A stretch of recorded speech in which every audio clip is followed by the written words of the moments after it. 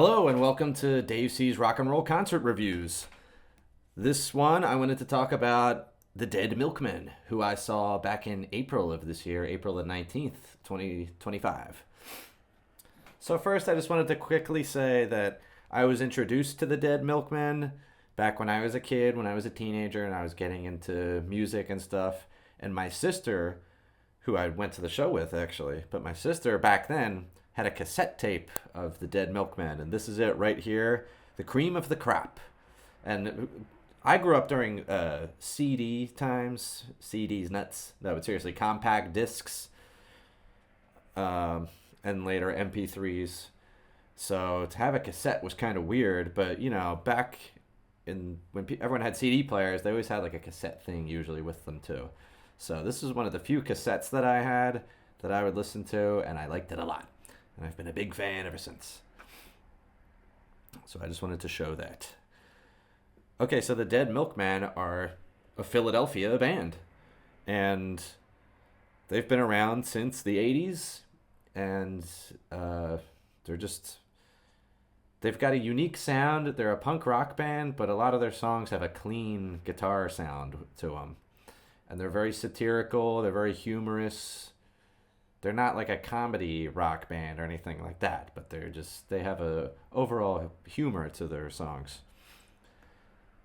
You know, this is their big album here, Big Lizard in My Backyard. That was their big debut album, and their biggest song, which is off, I think this one, Beelzebubba. Let's see. Their biggest song is called Punk Rock Girl. Yeah, here it is. Okay, so this came out in 1988, and that song was a big hit, and I still hear it pretty regularly, but perhaps just because, you know, they're probably a little bit more popular around here in Philadelphia. And if you look at their set that they played here, I mean, look at this set list. 27 songs. These guys played 27 songs. And, you know, not to, I'm not throwing any shade on the Dead Milkmen here, but these guys are getting up there. You know, they're in their 60s. They still look pretty good for their age, but they're up there, and they were rocking out playing 27 songs over the night. And, you know, they opened with Dean's Dream. That's another one of their more popular songs. Tiny Town, Punk Rock Girl, here it is, Bitchin' Camaro. They, of course, have to play those two. Those are their two big hits. Stewart, Big Lizard, Life is Shit. They had the whole crowd singing Life is Shit. And then they came back out, started singing Life is Shit again. And another thing that I really appreciate about the Dead Milkmen is that they're still putting out stuff. You know, I think their original bassist tragically passed away of a drug overdose in 1995, and then they stopped. Then they got together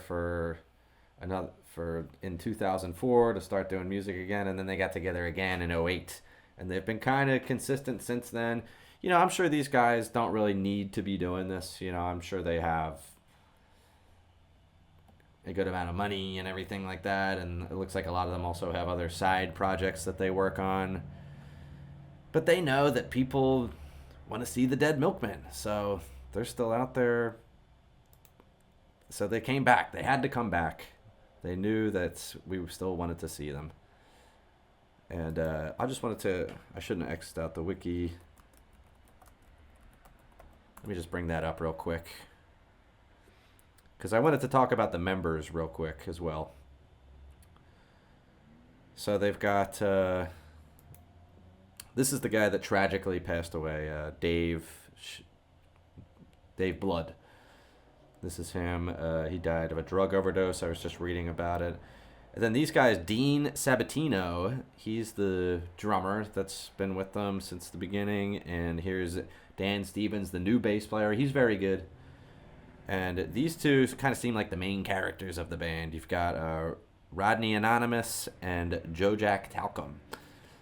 So this guy, Rodney Anonymous, excuse me, you can see he also is somewhat of a journalist, and he has a radio show. So this guy's really in touch with society and stuff, I guess.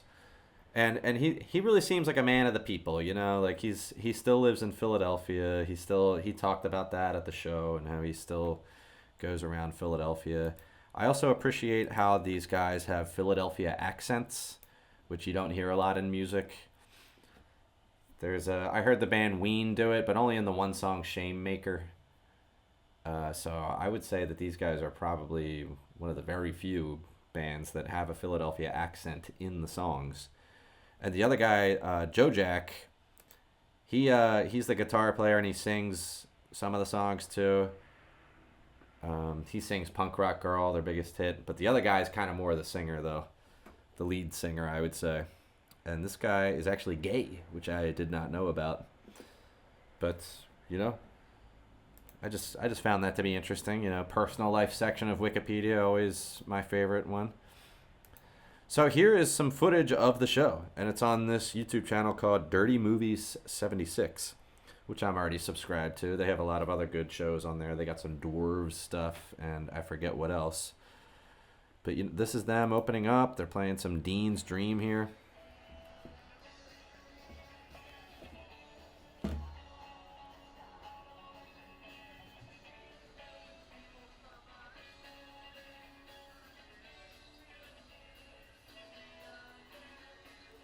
So this is the show that I was at. I'm going to try to get more in the habit of taking pictures or videos at these shows, but I couldn't do it here. And you know why? Because I was too busy rocking out. I was too busy in the pit, pushing people around, you know, elbowing motherfuckers. No, I'm just kidding. I was just kind of just rocking out, you know, that's all. I don't hurt people. So this is at Underground Arts, Philadelphia's Underground Arts, which is a great little rock club in Philadelphia. They have a lot of good shows there. I've seen many shows there.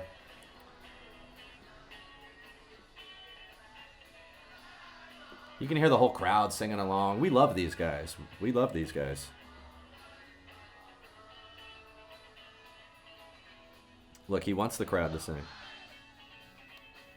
Damn, I thought it was going to show me there for a second, but it didn't. You know, they played so many songs. 27 songs? That's unheard of. See, this guy plays some little keyboard too, the other singer.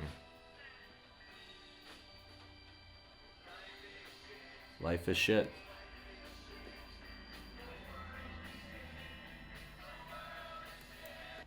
Okay, so you get the idea.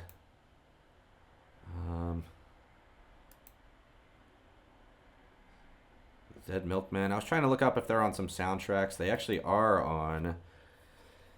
Tony Hawk's Project 8 had Punk Rock Girl, their big hit song. And apparently in Tony Hawk's Pro Skater 3 and 4, the new re-release, they have Dean's Dream in there, which is cool. I believe I saw that on the trailer for the game, too. Do not buy Tony Hawk's 3 and 4, the remake. The people that made that completely butchered the game, and it's no good anymore, and they changed a lot of stuff, and they got rid of a lot of stuff, and they updated things that they didn't need to update, and added too many skaters, and then they weren't going to have Bam in it for some reason, and then they added him in as a secret unlockable character. That's not how he was in the original. So if you want to play Tony Hawk 3 and 4, I can't recommend playing this one. Just get a PlayStation 2 and play the real Tony Hawk 3 and 4. But I digress.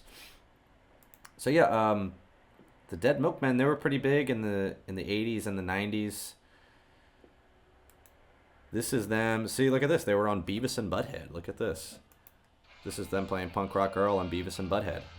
This was on MTV. That looked like a cheesesteak.